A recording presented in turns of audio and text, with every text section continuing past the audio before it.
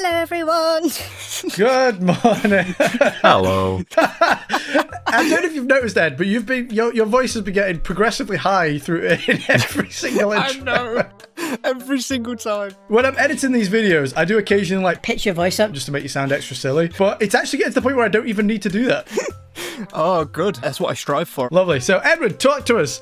What are we doing today, my friend? Well, we're going to be talking about the next 3D Zelda game and some of our cope takes about the game. Not some of our biggest cope takes about the game. Yes. The boys be huffing. But of course, before we get into that, there's been some cool stuff that's happened this week. That's right. A lot of big things. First of all, we were on a Zeltic video. Yeah. Did we tease that at all? Did we even mention that? I put it on my Discord to like just my people. That's it. Yeah, I plugged that around individually. Yeah, that's such a huge thing. It was a huge collab. Yes, and we managed to keep it a secret, obviously, because it was in the works for a little while. Yeah, for like a good month or two. Yeah, and we managed to keep that quiet, but it's come out, and yeah, I mean, it was a hell of a video.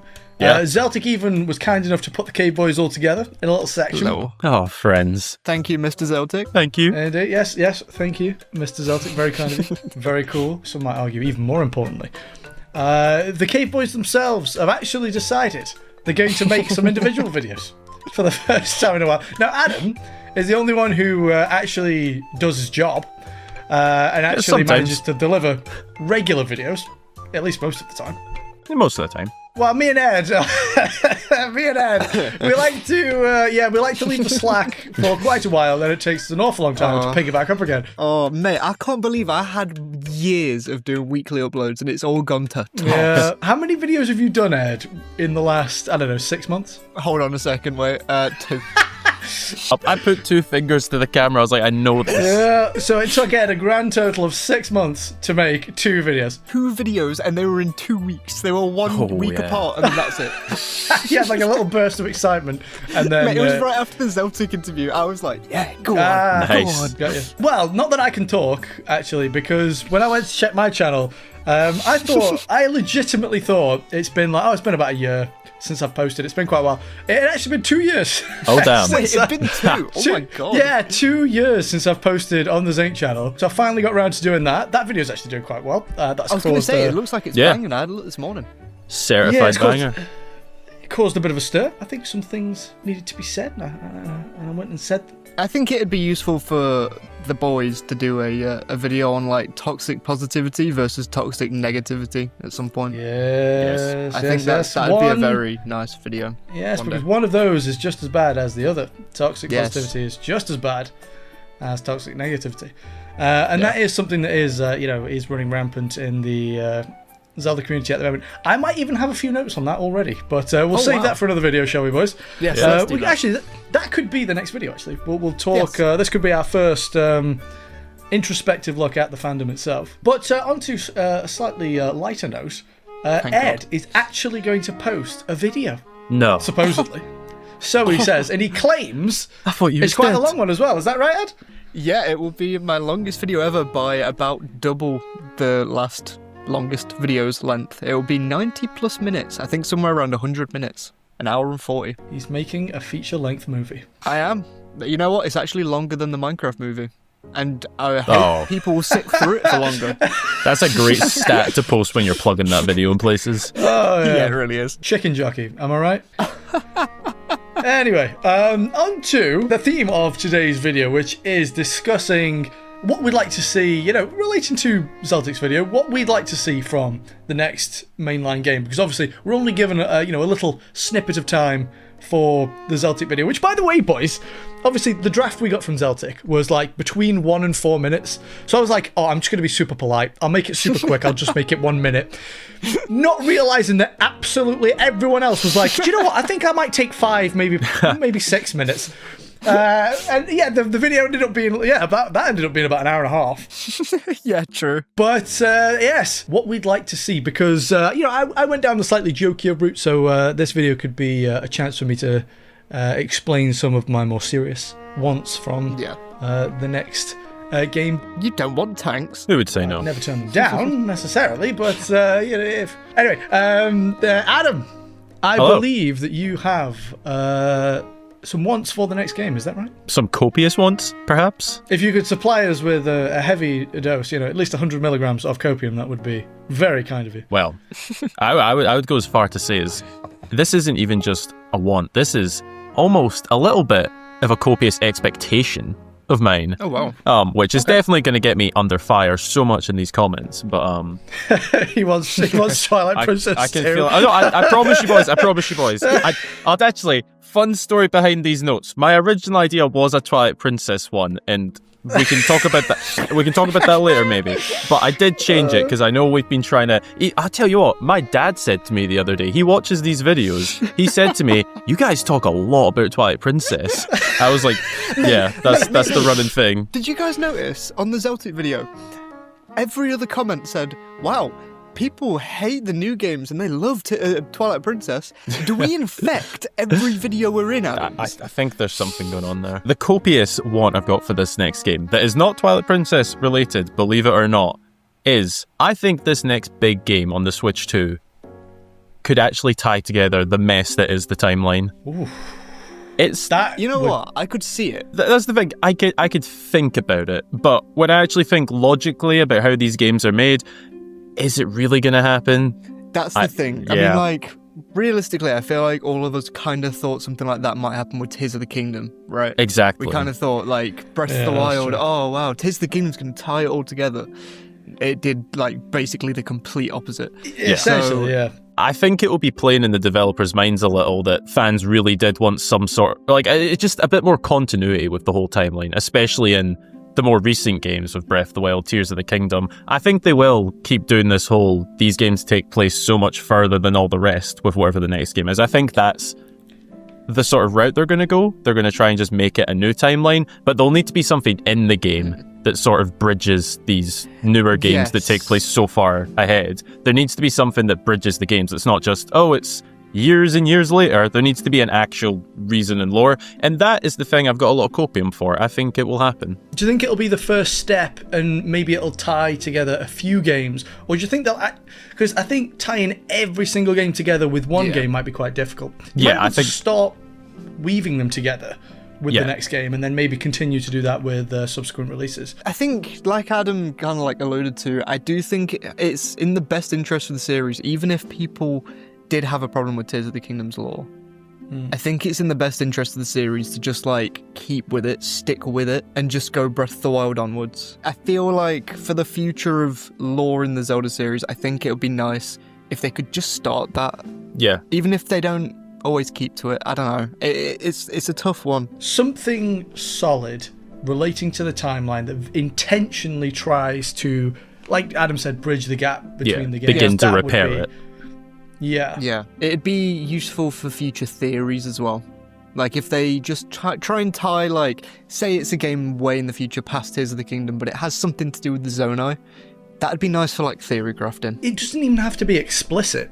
They can have the intention, place the context clues, use a bit of subtext, use things that aren't so blatant, and then allow us, the Zelda community, to then tie those two things together. That would be perfect. Like I say, because if they came out and said, this is how it is, this is like that connects to that because of that, it's like, that'd be nice, and it would bridge some gaps. But you don't even have to come out and tell us. Just sprinkle some seeds, put a bit of info. It's got to be intentional, of course, but plant the seeds and we'll find them. Yeah, definitely. I mean, that's kind of what happened with like Breath of the Wild with its world lore as well, isn't it? Like where, like they sprinkle all these seeds of like, oh look, here's a burned down village. I wonder what happened. There's a fire wizrobe 3 meters away. And it's like, well, it was that guy. I think the whole idea of the new game basically starting a new timeline with the other two, while trying to bridge the gap, I think it will be considered a hot take, but I think it's a nice take. I like it. I want that. Nice take. Nice take. Oh, nice take. I'm gonna add my my little take in here. One of my takes. Let me have a cat. Okay. Yeah. That is my demand. I'm behind it. You want a house pet? I would like a feline. But yeah, so when you say a cat, would this be like a companion? Would this be like, it could even be like the scarab in Skyward Sword, where it's like you've got this little companion with you, and then maybe you see like a crevice that you can't fit through, and you can switch to controlling the cat, and I don't know. You know what? I initially was kind of thinking more like, Wolf Link, the DLC in Breath of the Wild. Oh, yeah. Yeah. I was thinking more like that, but it would be kind of sick to have it as like a scarab type thing. Skyward Sword, you've got the wheel of items. Maybe, rather than items, so you're not shaking up the formula, you're just shaking up the veneer. Like, rather than items, you could have different animals that you could somehow communicate with. Maybe you have like an ocarina, and you if you learn a particular song, from maybe defeating a particular boss, that attracts a certain kind of animal, and when you attract that animal unlocks like a new ability. Maybe like cool. Yeah, like maybe it's a bird, and that means you can reach hard to reach places. Like the Oracle games. Yeah, I was thinking kind of like the Oracle games, just a different mechanic. Wind Waker as well, right?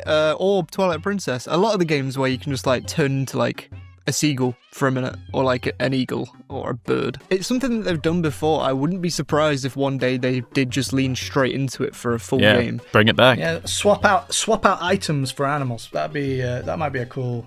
Yeah, that might be a cool idea. I'd like to just add another take in here, since we're going all quickfire. I would really like it if there's 2 separate Zelda teams. I think it'd be banging if there is just linear and open Zelda. I think it's the best way to bridge the gap. I know it would take a long time for each game, unless, of course, and this is the thing that it obviously always comes back to, will the next game have a proper blend of linear and open format? On the face of it, the idea of 2 Zelda teams sounds great, but the only thing is, it's like Echoes of Wisdom, I would say, is pretty underrated and didn't sell as well as it could have done. 100%, yeah. Correct me if I'm wrong, boys. I think that Tears of the Kingdom and the attitude towards Tears of the Kingdom negatively impacted the performance of Echoes of Wisdom. I think if Echoes of Wisdom would have come out like as recently, as soon after Breath of the Wild as it is Tears of the Kingdom, it would have done miles better.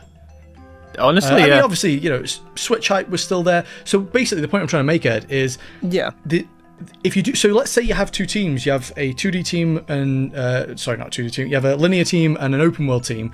Yeah. One can still affect the other, I think. Like if you do get 2 teams, then you really have solidified the fracture between the two, and you've started 2 fandoms. I don't know. It's really hard. Like we've gone. It's a very bizarre position, and this is kind of what I was explaining in the last Zinc video. Is we've kind of traded a lot of what makes Zelda Zelda for financial performance, and of course that doesn't benefit us, the fans, particularly. That only seeks to benefit Nintendo and their bottom line, which is obviously it's fine. I guess you could argue that somewhat affects us because if their bottom line is better, that means they make more. Well, you'd think they'd make more stuff and more frequently, but it seems to have been the opposite way. They've made more money and made less games, but it is what it is. It's a really, really sticky situation where we now have 2 camps. How do you please them both? This is the thing. I think the only way to please them both is the proper blend, and it's the exact thing that everyone said in the Zelda video, and it'll get us flamed in the comments in this video just for even mentioning it. Yep. But just a genuine good blend. You know what, actually, speaking of this blend, this is something that I heard from a guy on my Discord ages ago called Saber. He wants the climbing mechanic from like Tears of the Kingdom, Breath of the Wild to just simply not make it to the next open world game. Yeah, I think that could help contain the gameplay a bit more without actually having like invisible barriers, so to say, if that makes any sense. If you did that though, you'd definitely have to make the world a hell of a lot smaller. Because if it's the same size, it would just be tedious getting about. Then if you start to shrink the size of the map, then you have to start asking the question, well, what's the point in open world if it's not even that big? I don't know. This is the thing. It's like, it's so easy to put forward an idea that sounds good, but then there are 100%. Like that will then have knock-on effects that you don't necessarily see coming. For example, like I say, if you get rid of the climbing mechanic, you then have to make the world smaller. If you make the world smaller, then what's the point in open world? And then what's the point in open world? Why did we even have to introduce any of these changes in the first place? I think the problem is it's not what you can do in the open world. I'm in the camp that it's the open world itself. This might be a topic for another video, but in my opinion, the open world is a very selfish way of gaming. It's sort of saying, I want your experience. I want you to build this world for me. I want you to do all of this, but I want to do it my way. I don't want to do things your way. I don't want to do things in your order. I just want to go about and do what I want to do. But it's like, if you want to embrace someone else's world and someone else's story or someone else's legend, why is it that I understand self-inserting yourself into the main character, but to then take command of the entire story and narrative. Like I say, I believe that to be a selfish way of gaming. If you just want to indulge yourself, go play a sandbox game. Go build it. Go play Minecraft. Go do something you can actually build a world and a game within. Because Zelda isn't that. Like I say, I think it is the open world itself. This is the other thing as well, right? Is it too early to call out the open world just because we had one direct sequel? It's tricky. It's very, very tricky. It's very tricky, because I have this internal debate with myself daily. I think it should still be given time to try in a whole new setting, a whole other take. One more game. I think that's when we can really criticise it. Yeah, I think that would be fair. If they go straight back into shrines, exact same shrines. Yeah. Exact same dungeon-like formula, even the same as Tears of the Kingdom. Then it's a problem, a big problem. Then it is a genuine problem. Yeah. Because you're not getting the identity that you were getting from the linear games. Yeah, at that point, it feels like it's lost. Exactly, yeah. That's when I don't know, we managed to get back to the Black Pill. Well, yeah, that's true, actually. We did actually, we started this, we wanted to do this video because we were like, we'll do some slightly more hopeful takes on the future. And yeah, we actually explicitly wanted to steer away from the Black Pill, but like I says, we have eventually ended up swallowing it again. Damn it. But the thing, I just don't know. Like I say, I don't I see where your boy's coming from. I don't personally agree. I think that the second you concede the ground of open world is Zelda, I think you've already lost. Like that's where the battle starts. It's the legend of Zelda. It is a legend. It is it is a story. When you read a book, you don't start at page 60, go back to 43, read page 1, then you read the story in order. Because the creators have taken the time to weave that tapestry for you. And I think that's what, like I say, that is inherently what makes Zelda Zelda, is the fact that it is this distinct story. And the second you get the open world, that's when you get memories, that's when you get shrines, that's when you get divine beasts, that's when you start to lose. Anyway, we will try and steer away from the Black Pill, but I think if you concede the ground of open world is Zelda, I think the battle's already lost. Fair enough.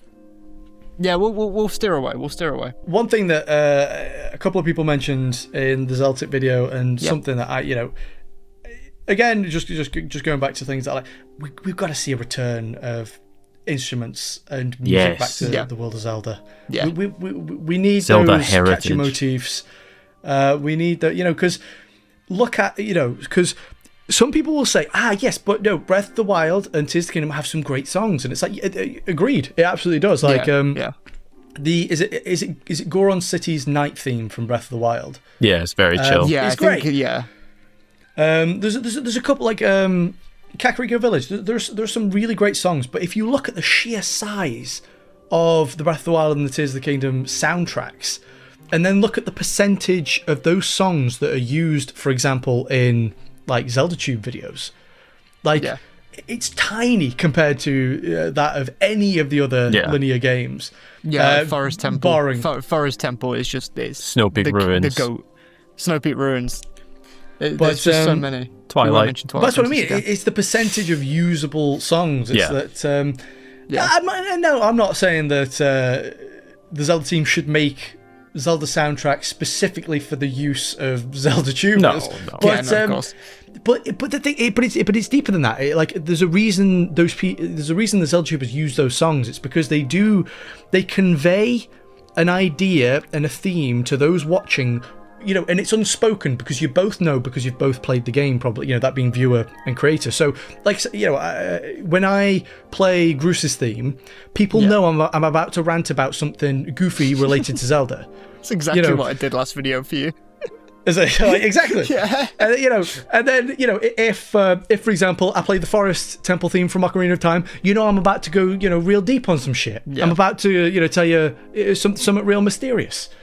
There's when I come out of the gate with Outset Island, I'm trying to set a happy, bombastic sort of first impression. That these songs, like I say, it creates an unspoken language between Zelda creator and people who watch our videos.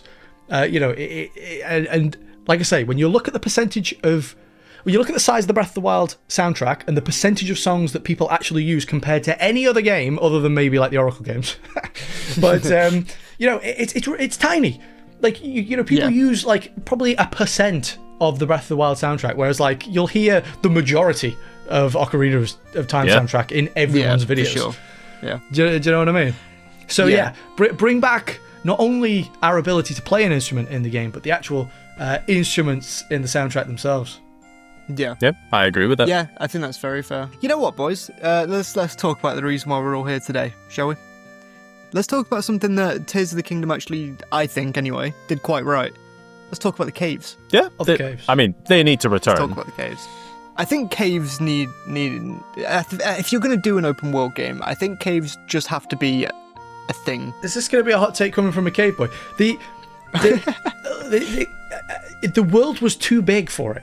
There was it's Adam, you'll know what I mean. Mm-hmm. It started to get into like Skyrim territory, where it's like it's the same cave just over and over again. I think personally, if they're going to bring caves back, less of them, make them a little bit different than each other. So some of my favorite caves were ones that had NPCs in them, and they were part of exploring that cave. Things where you, so maybe it's not so much actually the enemies and stuff, because they are cool. It's always nice to see, but it makes it feel different when there's a story to go with it.